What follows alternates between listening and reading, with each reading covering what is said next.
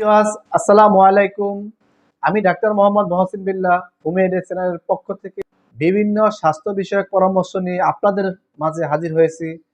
তো আমার আজকের বিষয়টা হলো পারিবারিক ডায়রিয়ার বিস্তারে রোধের করণীয়। তো ডায়রিয়া বিস্তারের রোধের করণীয় কি?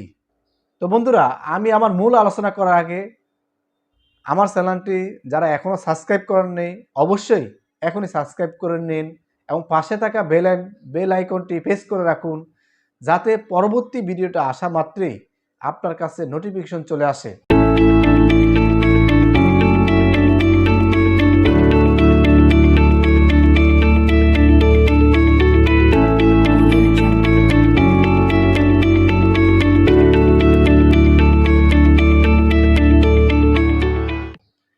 তাই বন্ধুরা, পরিবারে ডায়রিয়ার বিস্তার রোধের করণীয় কি?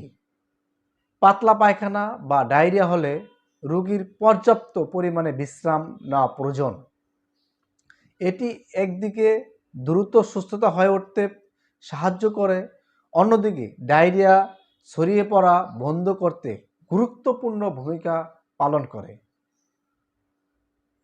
ডায়রিয়া সেরে যাওয়ার পরও কমপক্ষে 2-3 দিন শিশুকে বাসায় রাখবেন।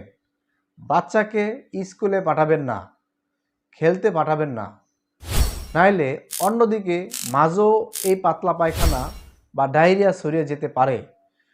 তো ডায়রিয়া বিস্তার ঠেকাতে যা করবেন, বারবার সাবান বা পানি দিয়ে শিশুর হাত ধোয়াতে নিশ্চিত করবেন। পায়খানা সংস্পর্শে এসে এমন কাপড় বা বিছানার চাদর গরম পানি দিয়ে আলাদাভাবে ধুয়ে ফেলতে হবে। পানির কল বা দরজা, হাতল, টয়লেট সিট, প্লাসের হাতল,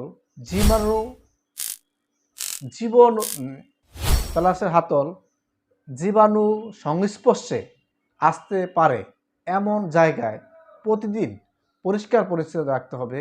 তো আমাদের মূল কথা হলো পরিষ্কার পরিচ্ছন্নতা।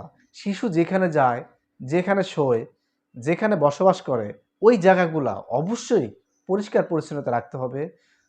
যদি সম্ভব হয় মানে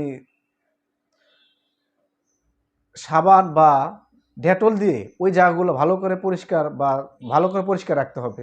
তো বন্ধুরা, আজকের মধ্যে এই পর্যন্তই। আমাদের ভিডিওটা যদি আপনাদের পছন্দ হয়ে থাকে অবশ্যই লাইক করবেন, শেয়ার করবেন এবং আমাদের পাশে থাকবেন। আসসালামু আলাইকুম।